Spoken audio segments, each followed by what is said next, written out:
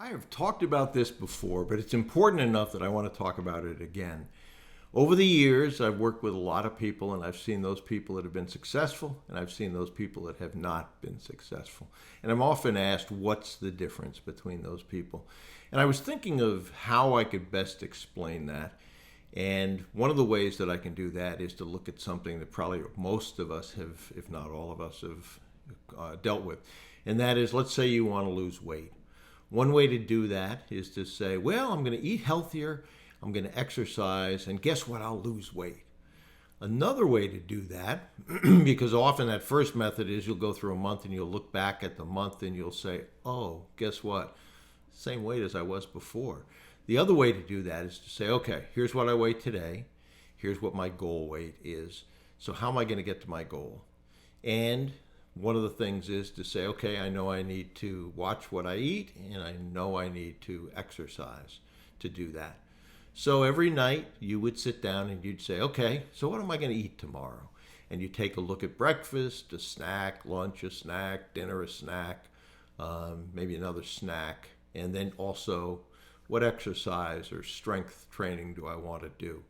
And if you were to do that every night and to say, okay, at 8 o'clock I'm going to have breakfast and this is what I'm going to eat for breakfast, and then you look at that and you track that, you know what exercising you're going to do, at what time you're going to do it, and you actually check those things off, it'll also cause you to say, okay, no, I don't want to eat that because that's not on my list. And usually that process will yield much better results at the end of a month.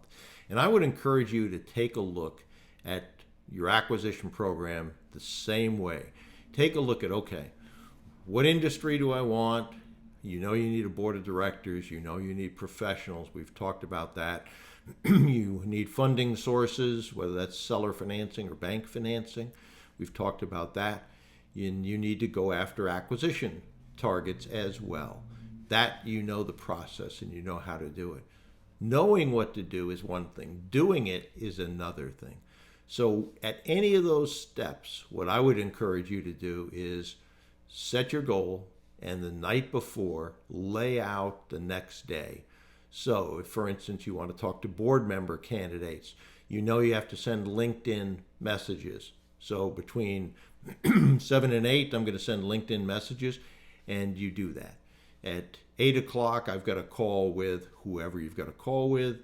At 8:15, et cetera, same thing. Maybe cold calls. You know who you're going to call, what the number is, whether that's a phone number to an office or a mobile or whatever it is.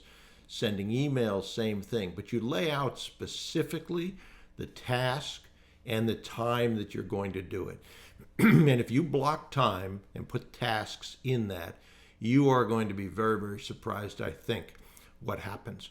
Ultimately, this all comes down to kissing frogs and enough. You can know all the steps.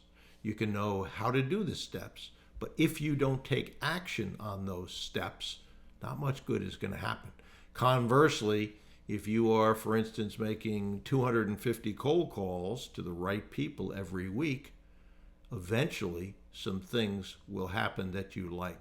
So I'd encourage you to think about that. I've talked about that as an Ivy Lee method, writing down the night before the tasks, put a time next to them, and put those in order of the most important things first. There's a tendency sometimes to get caught up on, well, that's an easy one to do, so I'll do that now. No, put the most important ones first so that those move the needle the most, and you've actually got them written down, you've got a time next to them, and you know how you're going to do it. Just like most appointments, right?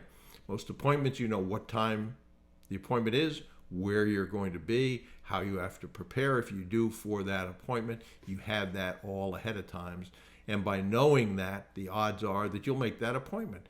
Same thing is true with this. So, and then track your results. What you said you were going to do when you set a weekly goal, for instance, on cold calls or letters or emails, track what you did, track what those results are, and are they within what you wanted them to be? Did you exceed them? Or if not, what is it that you prevented you, and how do you correct that problem? So I know I've talked about that before, but it's really, really important to take the action, write it down, and then you know at what time what you're supposed to do. And then hopefully you do it. And if you do that, I think you're going to be pleased with the results.